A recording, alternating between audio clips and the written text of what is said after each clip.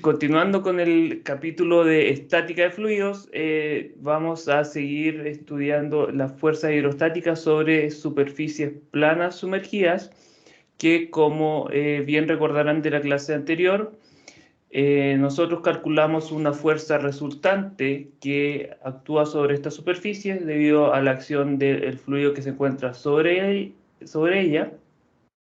Esta fuerza va a tener una magnitud que equivale a la presión en el centro de gravedad de la superficie por su correspondiente área, nuevamente esta superficie.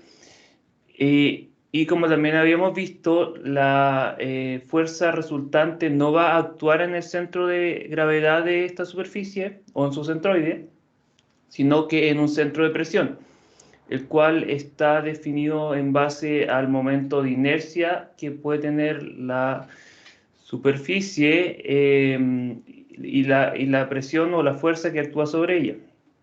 De igual forma, este centro de presión se verá modificado, por así decirlo, con la inclinación de que pudiera tener esta superficie.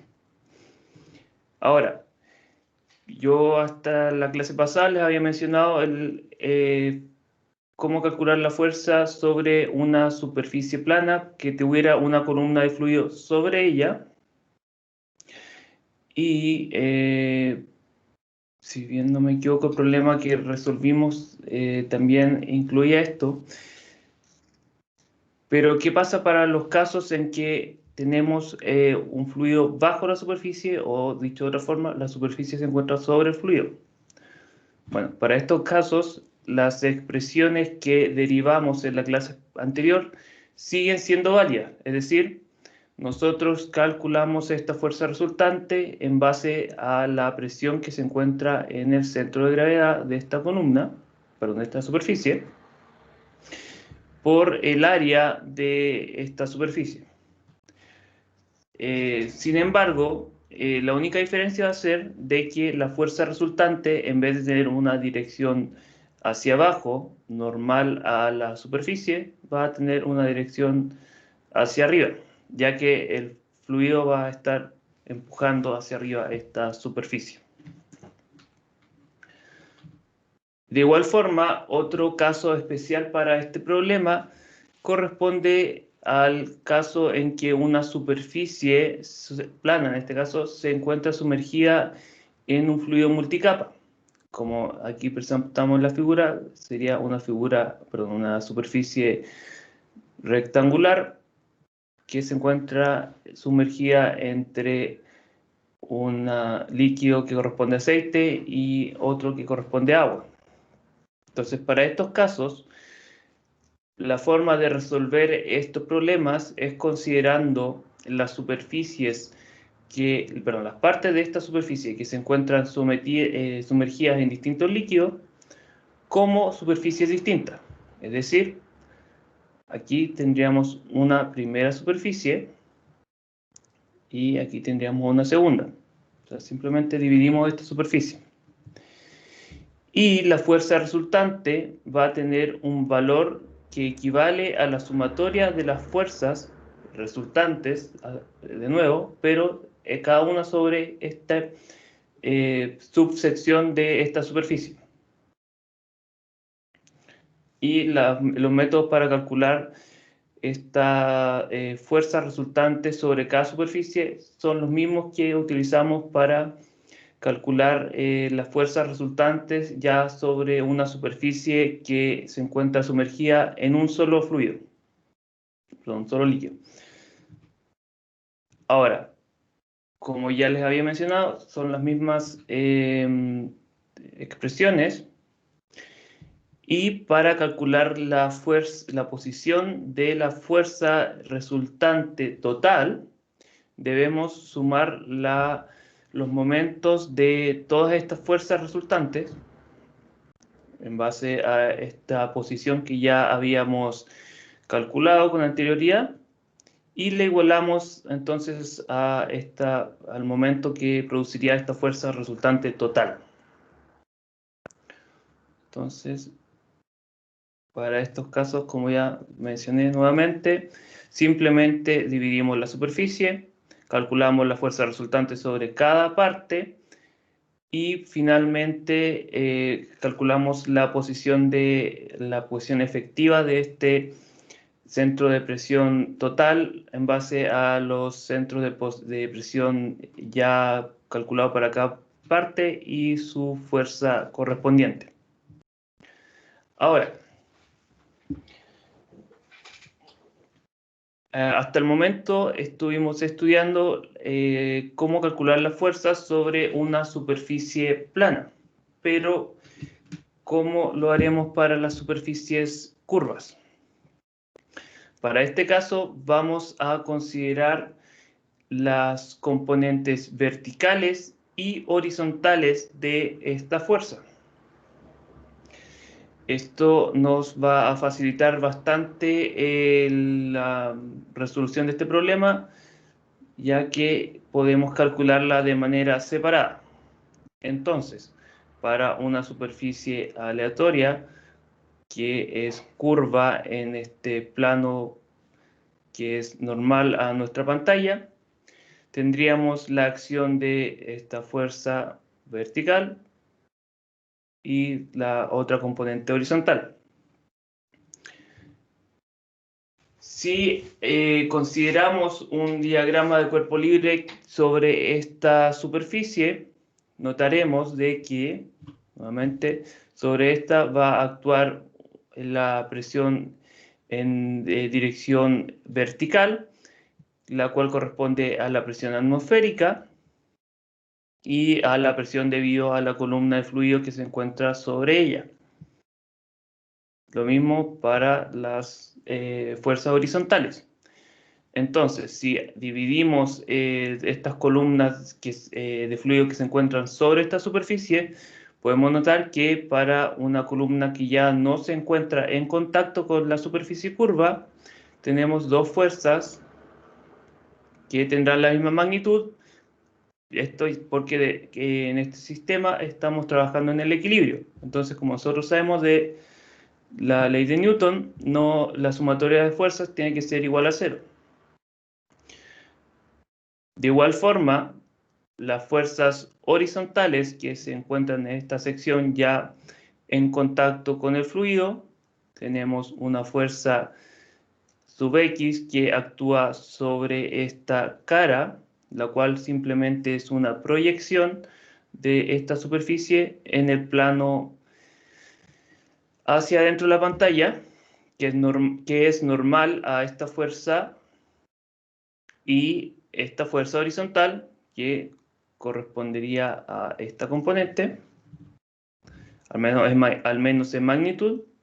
Entonces, nuevamente, según la ley de Newton, tendríamos que estas magnitudes tienen que tener el mismo valor para que nuestro sistema no se mueva.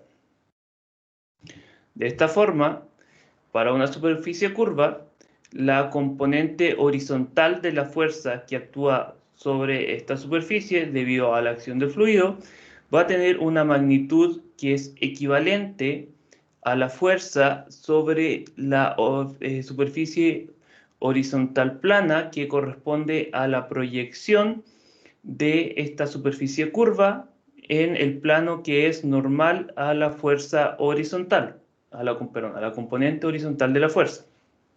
Bien. Ahora, para la fuerza horizontal, tenemos que están actuando sobre esta superficie en esta dirección tres fuerzas.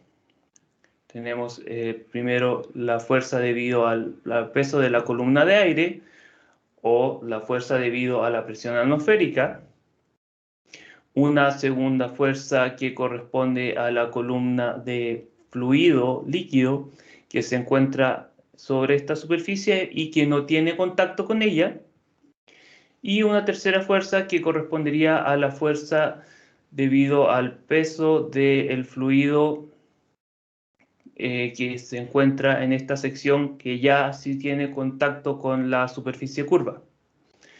Entonces, oponiéndose a esta fuerza, tenemos una fuerza, la componente vertical de la fuerza que actúa, y haciendo un balance de fuerzas, llegamos a la conclusión de que la componente vertical de la fuerza que actúa sobre nuestra superficie curva, debido a la acción de estos fluidos, tendrá una magnitud que es equivalente a el peso de las columnas de fluido que se encuentran directamente sobre esta superficie curva. Y aquí yo les incluyo que tiene que ser tanto considerando la fuerza debido a los líquidos que se encuentran sobre este, como también la presión atmosférica. Y aquí este pequeño inciso, nosotros tenemos que recordar que en los casos de que la presión atmosférica esté actuando por ambas caras de nuestra superficie, puede ser, la fuerza neta debido a esta acción va a ser igual a cero. De todas formas, existen casos en que nosotros también podemos despreciarla. Cuando tenemos columnas de fluido que son muy altas, entonces esta fuerza debido a la presión atmosférica va a ser muy pequeña en comparación y nosotros, por supuesto, la despreciaremos. Entonces, ya conociendo las magnitudes de estas dos fuerzas, que corresponderían a la componente vertical y horizontal, podemos calcular la magnitud de la fuerza resultante en base a esta expresión, que ustedes probablemente ya están bastante familiarizados de cursos anteriores, principalmente física. De igual forma, podemos calcular el ángulo con que esta fuerza estaría actuando, y aquí, por favor, recordemos que esta fuerza tendrá una dirección hacia la superficie, pero iniciando desde arriba, contrario a lo que esta figura nos podría sugerir, de que tendrá una dirección contraria. Aquí lo único que hicimos fue igualar fuerzas para calcular la magnitud de esta fuerza. Entonces, el ángulo va a estar definido en base a la razón de estas componentes, y este ángulo va a estar medido con respecto a la horizontal o la superficie libre que pudiera existir. O dicho de otra forma también, a la normal a la fuerza vertical, o de otra forma también a la paralela de la horizontal. Entonces, vamos a resolver un ejemplo en base a lo que ya habíamos establecido durante esta clase. Este ejemplo corresponde al problema 4.47 del libro Robert Mott y nos indica que existe un estanque, el cual tiene forma relativamente cuadrada, y además nos indica de que esta superficie curva tiene forma de una sección de un cilindro, en este caso sería un cuarto, por supuesto, y que el ancho de este estanque hacia la pantalla es de 2 metros. Además, por supuesto, nos indica la altura del agua y el radio de esta superficie con la que nosotros podemos calcular su volumen y área. Igual aquí noten que nos está indicando esta figura de que el estanque está abierto al ambiente, y de igual forma esta superficie curva por su lado opuesto también da al ambiente. Por lo que en este ejemplo no consideraremos el efecto de la fuerza debido a la acción de la presión atmosférica, porque nuevamente esta será nula, debido a que actúa por ambas caras. Entonces, lo primero que hacemos es calcular la componente vertical de la fuerza que actúa sobre este fluido. Aquí, como ya les mencioné varias veces, no consideraremos el peso del aire o la presión atmosférica, entonces tendremos que la fuerza, la componente vertical de esta fuerza corresponderá al peso de la columna de fluido que se encuentra sobre esta superficie, pero que no tiene contacto con ella, más el peso de fluido que se encuentra en la sección que sí tiene contacto con la superficie curva. De esta forma, y recordando nuestra definición de peso específico, es que podemos calcular cada uno de estos pesos como un volumen por su correspondiente peso específico. Y en este caso, como solo tenemos agua, será el peso específico del agua. Entonces, este primer volumen, que nosotros sabemos tiene forma de paralelepípedo, tendrá un alto H1, el cual está establecido en el problema como 1.85 metros, por un largo hacia la pantalla que corresponderá a 2 metros, y por supuesto esta dimensión que nosotros podemos calcular en base a este círculo que correspondería a la sección del cilindro, es decir, esta dimensión corresponderá al radio de curvatura de este cilindro. De igual forma, tenemos que esta sección tendrá un volumen que corresponderá al área transversal de este cilindro, que nosotros podemos calcular como pi por r al cuadrado, y como es un cuarto de sección, simplemente dividimos por 4, y por supuesto por su longitud hacia la pantalla. Finalmente, tenemos, ir reemplazando valores numéricos, que la fuerza componente vertical de la fuerza tendrá un valor de 35.9 kilonewton. Profesor, Dígame. ¿puedo volver a repetir por qué aquí no se incluía la presión del aire o la presión Ya. atmosférica? Sí, yo les comento y les he comentado varias veces que cuando tenemos casos en que el aire, perdón, la superficie libre se encuentra en contacto con la atmósfera, y de igual forma esta superficie curvada, en este caso de interés, también se encuentra en contacto con la presión atmósfera, la fuerza neta de esta atmósfera será igual a cero. ¿Por qué? Porque tenemos por este lado, por supuesto, una presión constante, y si recordamos que esta presión constante que va a actuar sobre nuestra superficie tendrá un valor que equivale a la magnitud de esta presión por el área de la superficie. Lo mismo por esta sección, debido a la ley de... Uy, se me olvidó el nombre. Ley de... No era la plaza de Pascal. Sabemos que esta presión se va a transmitir a través de nuestro fluido incompresible. Entonces, esta fuerza que actuará debido a al peso de todo este fluido más la presión atmosférica se puede dividir en esas dos componentes, que corresponde a la fuerza debido a todo este peso y nuevamente más esta presión. Entonces, sumando estas dos fuerzas y restándole esta fuerza que estaría actuando por abajo, llegamos a la conclusión de que la fuerza neta solo va a depender de esta columna de fluido que se encuentra sobre la superficie. Ahí, ojalá haya quedado más claro. Si no, vamos a más adelante hacer un diagrama de cuerpo libre para que lo comprendamos mejor. Bueno, volviendo a nuestro ejemplo, ya habíamos calculado la componente vertical de la fuerza,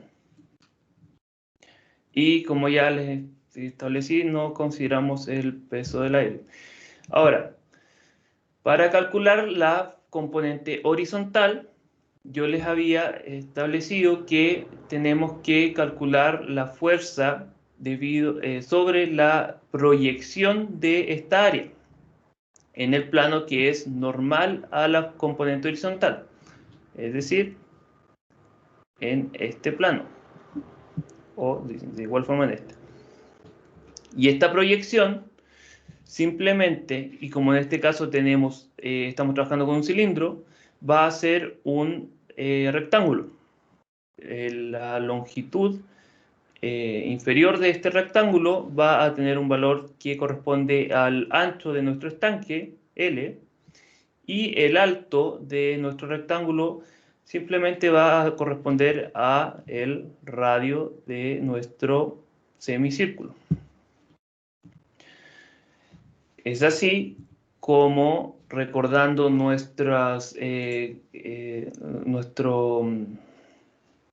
cómo calcular la fuerza sobre superficies planas, es que tenemos que la fuerza, la componente horizontal de esta fuerza, va a tener una magnitud que corresponde a la presión en el centro de gravedad de nuestra superficie, es decir, para un rectángulo va a corresponder en su centro geométrico, por el área de este rectángulo. Ahora, la posición de nuestro centro de gravedad va a tener un valor que va a corresponder a toda esta columna, perdón, a la altura de esta columna de fluido, que nuevamente corresponde a esta columna, más esta distancia hacia el centro del rectángulo. Y el área del rectángulo va a depender de estas dos longitudes. Es así como llegamos a la conclusión de que la fuerza, la componente horizontal de la fuerza que actúa sobre esta superficie curva tendrá una magnitud de 32.7 kN.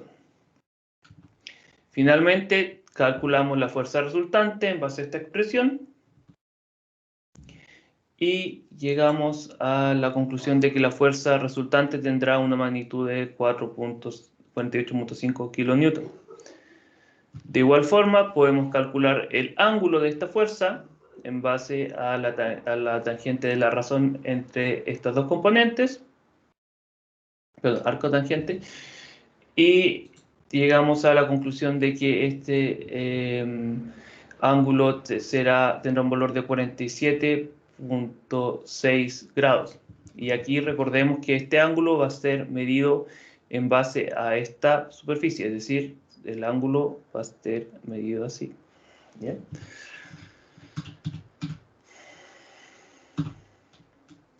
Ahora, nuevamente consideraremos el caso especial en el que un fluido, disculpa, me acabo de notar de que alguien me levantó la mano.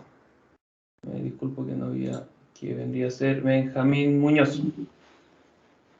Sí, profe. Quería consultarle si el centro de gravedad de la altura, cuando sacamos la componente horizontal, Ya, déjame volver. ¿es de la proyección o el centro de gravedad de la pieza original? Buena pregunta. Es de la proyección, porque aquí estamos, el método nos indica que tenemos que calcular la fuerza sobre esta proyección.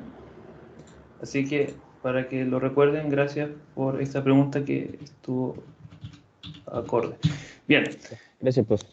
entonces, ¿qué pasa en el caso especial en que nuestra superficie se encuentra sobre el fluido?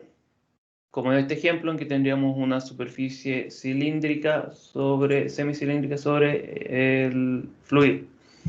De igual forma, como lo hacemos con las superficies planas, en este caso las expresiones siguen siendo válidas. Entonces, aquí la fuerza horizontal se calcula de la misma forma. Hacemos una proyección, calculamos la fuerza sobre el centro de gravedad y multiplicando la presión del centro de gravedad por su área. Ahora, nuevamente, la fuerza neta tendrá una dirección hacia arriba en vez de hacia abajo. Y aquí siempre tendremos que tener cuidado con el caso en que estamos trabajando, como veremos en la práctica, donde puede ser la dirección hacia abajo, pero esta es una generalización que tiene excepciones. Bueno, ahora, para calcular la fuerza vertical podemos suponer la acción de una columna virtual de fluido, la cual tendrá una altura igual al nivel del fluido que se encuentra en esta sección, es decir, el nivel máximo de fluido, y tendrá una forma en su superficie inferior que corresponde a la forma de nuestra superficie de interés. Es decir, esta columna virtual de fluido tendrá una forma cuadrada en su superficie más esta sección que corresponde a un semicírculo. Ahora la fuerza de la componente vertical de esta fuerza va a tener una magnitud que corresponde al peso de esta columna virtual de fluido. Y por supuesto, la dirección de esta fuerza va a ser contraria al peso de esta columna virtual, porque ya establecimos que esta tiene que tener una dirección hacia arriba. Aquí el fluido lo está empujando. Y aquí yo les menciono este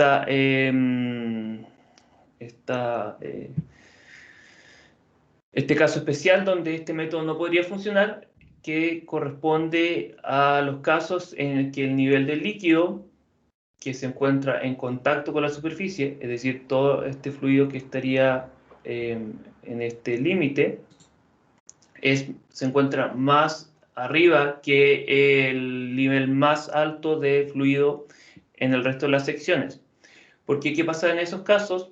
En esos casos el fluido va a tender una fuerza va a tirar la superficie hacia abajo en vez de empujarla.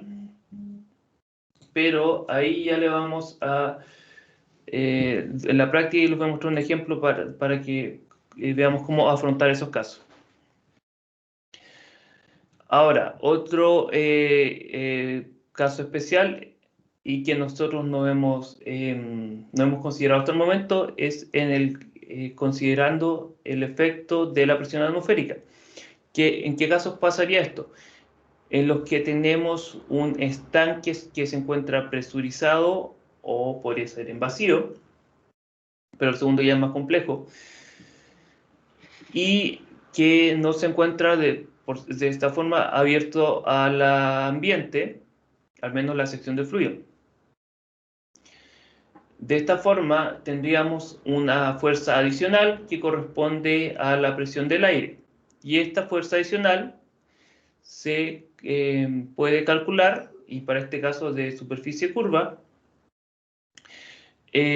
considerando que el peso del aire va a tener una magnitud que corresponde a la presión de este por el área proyectada de la superficie curvada, pero ahora esta proyección va a ser en el plano que es normal a la componente vertical, es decir, en vez de hacer una proyección en este plano, la proyección va a estar en este plano. ¿Bien?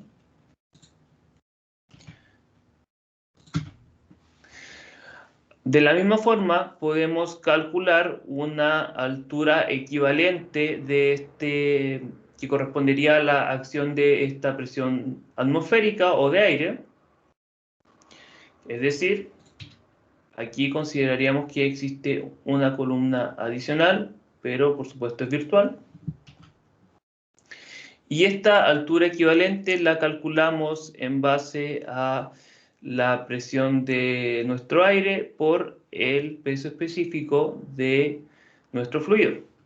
Es decir, aquí esta columna adicional que tendríamos sobre nuestro estanque va a ser una columna virtual, pero de nuestro fluido de interés. Entonces, para estos casos, consideraríamos este peso adicional. Ahora, en lo general, yo les recomendaría utilizar esta primera expresión, ya que es más simple, no hay que darse tanta vuelta.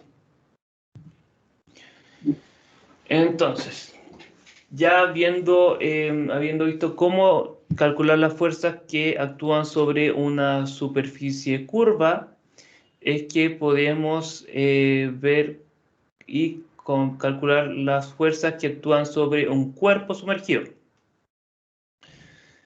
Entonces, de lo que ya habíamos visto, podemos considerar de que sobre este cuerpo van a actuar tres fuerzas y en el equilibrio, estando en equilibrio, por supuesto, que correspondería una fuerza del fluido hacia arriba en su superficie inferior, lo cual simplemente estaría empujándolo, una fuerza hacia abajo que sobre su superficie superior, que correspondería a todo el fluido que se encuentra sobre él, empujándolo, y por supuesto el peso de este cuerpo. Entonces, como ya había adelantado, la fuerza hacia abajo va a corresponder a todo este fluido, columna de fluido que se encuentra sobre él, y tendrá una magnitud que corresponde al peso de todo este fluido. Ahora, en este ejemplo yo estoy ignorando el efecto de la presión atmosférica porque, como vamos a ver, se va a anular debido al efecto de la fuerza del fluido que se encuentra bajo este cuerpo. Esta fuerza que tiene magnitud, perdón, dirección hacia arriba, corresponderá, y siguiendo este método del cuerpo, perdón, la columna virtual de fluido, va a corresponder a todo el peso del fluido, de la columna de fluido que se encuentra sobre esta superficie inferior. Y aquí note que este fluido incluye este volumen del cuerpo. Ahora, restando este peso a este peso, es que llegamos a la conclusión de que la fuerza neta que actúa sobre este cuerpo tendrá una magnitud equivalente a esta diferencia. Y esta fuerza neta se denomina como la fuerza de boyamiento o de flotación, que corresponde a una fuerza vertical hacia arriba ejercida sobre un fluido, sobre un cuerpo que se encuentra sumergido en él. Y esta fuerza tendrá una magnitud que es equivalente a al peso del volumen de fluido desplazado por el cuerpo. Y este volumen desplazado, para este caso, corresponderá al volumen total del cuerpo. Entonces, podemos calcular esta fuerza en base al peso específico de nuestro fluido por este volumen desplazado o volumen del cuerpo. Y a esta relación se le conoce como el principio de Arquímedes, que, si bien recordarán, dice la leyenda de que Arquímedes le encargaron descubrir si una corona de oro era en realidad de oro. Entonces él estaba sentado en su bañera, le llega esta idea donde él descubre que la fuerza que se ejercería sobre esta corona corresponderá al volumen de esta corona por el peso del fluido desplazado. Y él dice Eureka. Ahora, esto es una leyenda, por lo que estoy leyendo, y no es tan cierto. Él parte de que está sentado en su bañera y dice esta expresión Eureka. Ahora, ¿qué pasa para los casos en que un cuerpo se encuentra parcialmente sumergido? Es decir, en este caso que tenemos un cuerpo con forma piramidal, tenemos una punta que no se encuentra sumergido, esta punta no se encuentra sumergida en nuestro fluido líquido. Nuevamente, para este cuerpo tendremos una fuerza hacia abajo debido a las columnas de fluido que se encuentran sobre este cuerpo. De igual forma, el fluido ejercerá una fuerza hacia arriba que corresponde a la acción de todo este fluido que se encuentra bajo el cuerpo y la acción de nuestro peso que corresponde al peso de nuestro cuerpo. Entonces, nuevamente tenemos que la fuerza hacia abajo tendrá esta magnitud que corresponderá al peso de todo este fluido que se encuentra sobre el cuerpo. Y nuestra fuerza hacia arriba, utilizando nuestro método de la columna virtual, corresponderá al peso de fluido de toda la columna de fluido que se encuentra sobre la superficie inferior. De esta misma forma, la fuerza neta, o en este caso de abollamiento, tendrá una magnitud que corresponde al volumen desplazado de nuestro fluido, perdón, al peso del volumen desplazado de nuestro fluido.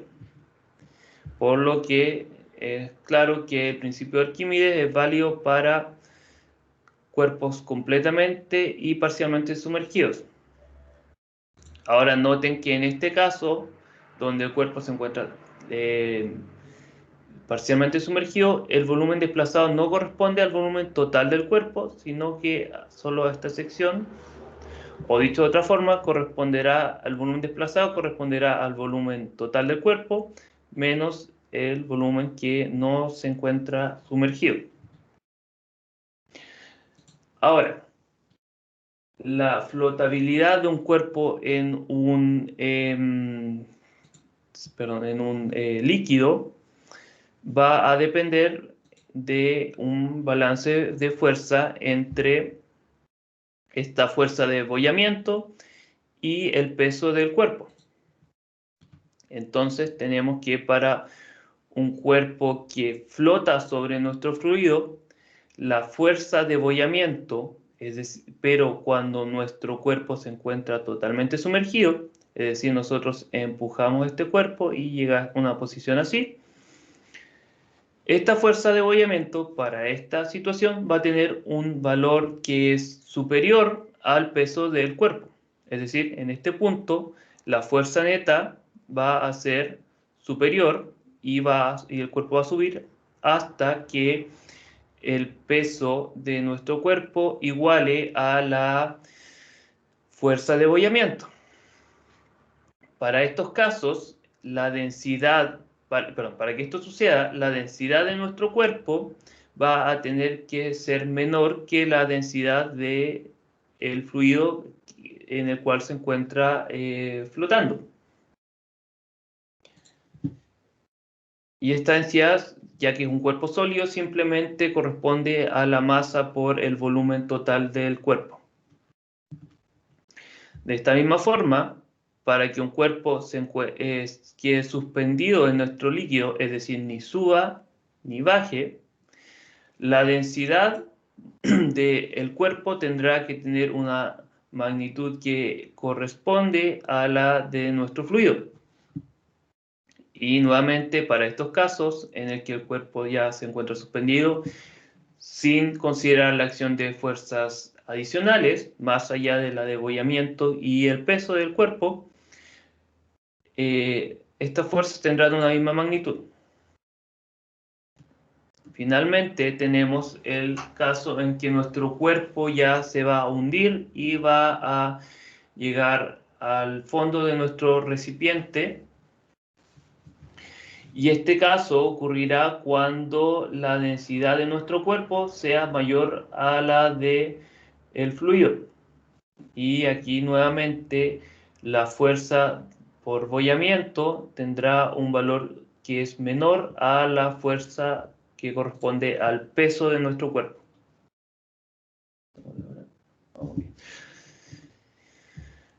Ahora vamos a hablar de la estabilidad para cuerpos que se encuentran completamente sumergidos. ¿Y ahora a qué me refiero por estabilidad? Corresponde a una posición en la que sin considerar sin considerar fuerzas externas, nuestro cuerpo va a mantener. Por ejemplo, en este caso supondríamos que esta va a ser su posición de equilibrio y este cuerpo se mantendrá así hasta que ya actúe una fuerza externa. Esta condición de estabilidad o de equilibrio se dará para cuerpos que se encuentran completamente sumergidos en un líquido cuando el centro de gravedad de nuestro cuerpo se encuentre debajo del centro de bollamiento. Ahora, si recordamos que el centro de gravedad va a depender tanto de la geometría de nuestro cuerpo como de su distribución de densidad. Para este caso tendríamos en el que tenemos una geometría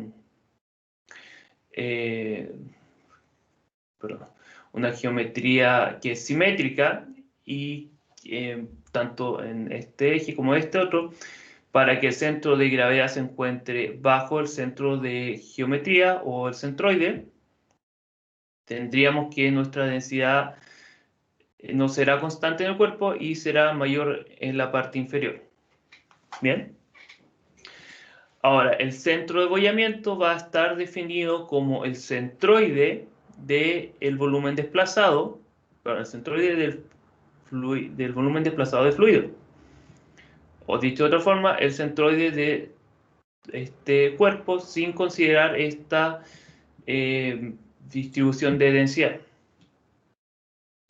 Ahora, en el caso de que nuestro cuerpo es sometido a la acción de una fuerza externa que lo saque de equilibrio, tendremos que este centro de bollamiento y el centro de gravedad se van a desalinear de esta vertical y como esta fuerza de bollamiento tendrá una dirección positiva hacia arriba, mientras que esta fuerza que corresponde al peso de nuestro cuerpo tendrá una dirección negativa hacia abajo.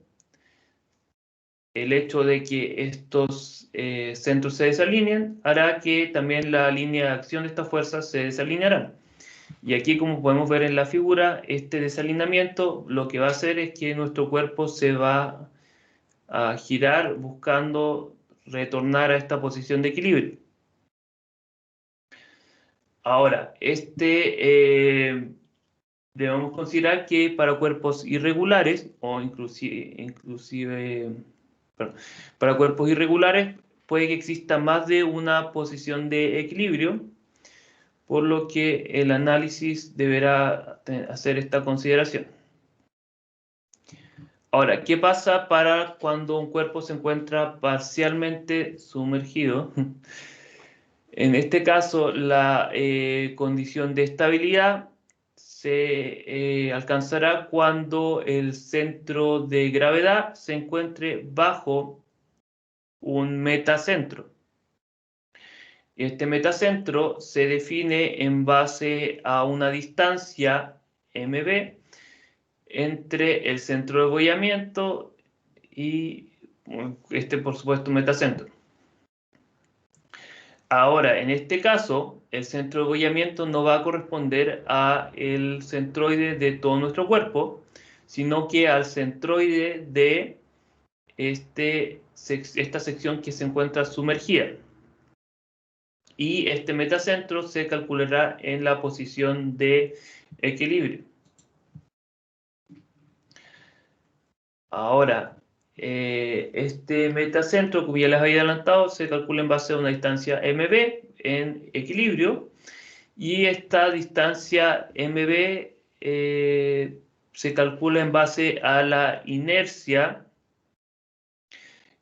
al mínimo momento de inercia que puede tener la superficie transversal, es decir, hacemos un corte hacia la pantalla a nivel del líquido, es decir, la sección transversal que sería normal a esta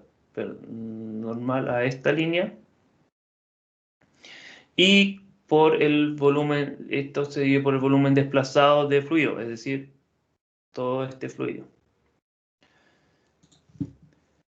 Ahora, para el caso en que el cuerpo se saque del equilibrio debido a la acción de una fuerza externa, por ejemplo, en este caso tendríamos que la fuerza hace que el cuerpo se ladee hacia la izquierda, el centro de abollamiento cambiará de posición, ya que la geometría del volumen desplazado va a cambiar y por lo tanto también su centroide. La posición del metacentro va a mantenerse, ya que esta depende del equilibrio y calculamos con anterioridad. Ojo que esta posición será será relativa a la geometría del cuerpo y no a la geometría del sistema.